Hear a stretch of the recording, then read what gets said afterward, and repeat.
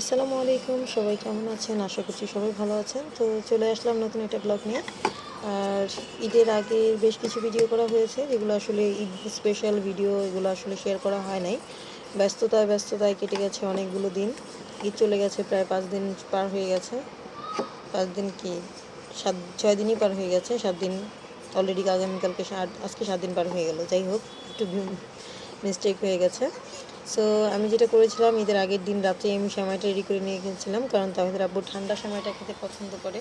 আর সকালবেলা রান্না করলে তো গরম গরম সেটা ওনার কাছে ভালো লাগবে না, যার কারণে আমি রাতেই রেডি করে রেখেছিলাম। বাদামটা তো আমি করেছি। এই লাচ্ছা সেমাইটা ভাজা থাকে, কিন্তু তারপরেও ঘিতে ভাজলে ওটার টেস্টটা একটু ডিফারেন্ট হয়, ওটা খেতে আসলে একটু অন্যরকম হয়। যারা যারা আমার হাতে সেমাইটা খাইছো অবশ্যই আমাকে কমেন্টসে রিভিউটা দিবা। অবশ্যই আমার ফ্যামিলি মেম্বাররা খাইছে, তো আমি অবশ্যই বলবো যে অবশ্যই কমেন্ট করবা, অবশ্যই যে সেমাইয়ের টেস্টটা কেমন ছিল। বাসায় রান্না করে খাওয়াইছি, এবং এর আগের ঈদে যখন গাজীপুরে ঈদ করছিলাম তখনও রান্না করছিলাম, তো সবাই খাইছো, অবশ্যই কমেন্টস সাথে আসে। যাই হোক, এর জন্য আমি বাদাম কিছু সেমাইয়ের সাথে দিয়ে একটু ভেজেছিলাম, আর কিছু বাদাম উপরে দেওয়ার জন্য রেখেছিলাম। তো সেমাইয়ের সাথেও আমি কিছু বাদাম আর কি ঘিতে ভেজে নিয়েছি। আর পরে দুধটা আমি আগে জাল করে রেখেছিলাম, দুধটা দিয়ে দিলাম। সম্পূর্ণ এখানে প্রায় 1.5 কেজির মতন দুধ আছে। যত দুধ বেশি দেওয়া যায় তত ভালো, আর গরুর দুধ হলে তো টেস্টই আলাদা।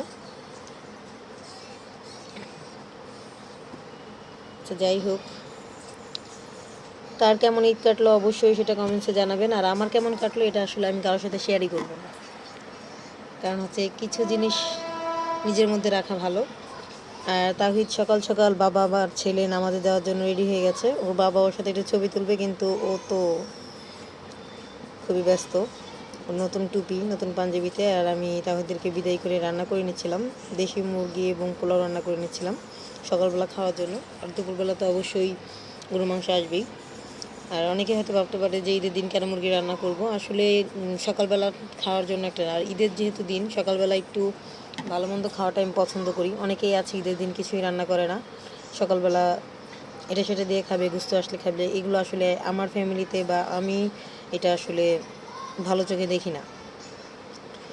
ঈদের দিন ভালো মন্দ রান্না হবে, এটাই আসলে কিন্তু নিয়ম, সুন্নত। আর বাসার নিচেই আসলে গরু জবাই হচ্ছিল দেখা যাচ্ছে।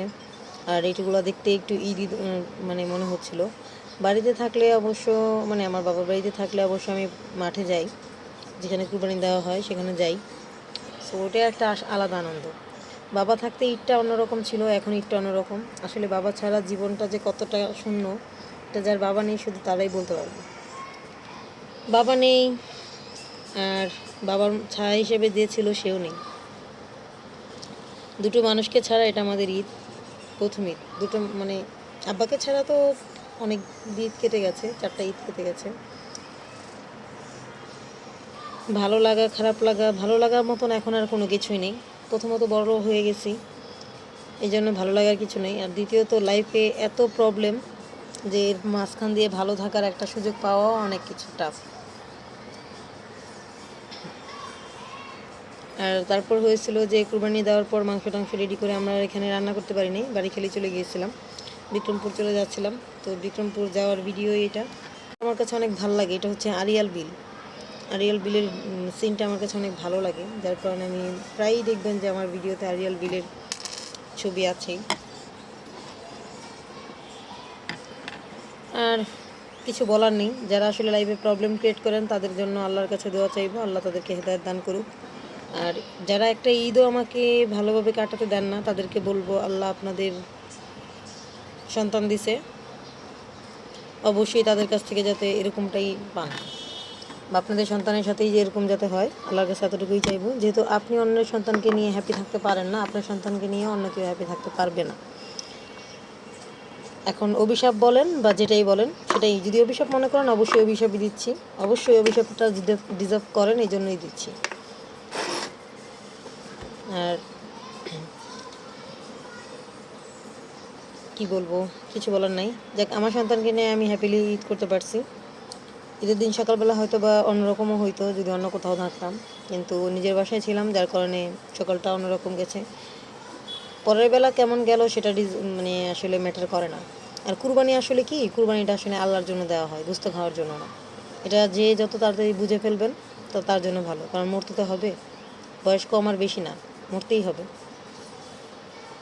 সো মরতে তো হবেই। যাই হোক, পরবর্তীতে অন্য কোনো ভিডিও নিয়ে চলে আসবো আপনাদের সাথে। আরও কিছু ভিডিও রয়েছে, সেই ভিডিওগুলো আসলে শেয়ার করা হয় নাই, অবশ্যই শেয়ার করব। আর আশা করব রেগুলার অ্যাক্টিভ থাকার জন্য। সবাই আমার সাথে থাকবেন, ধন্যবাদ, ভালো থাকুন।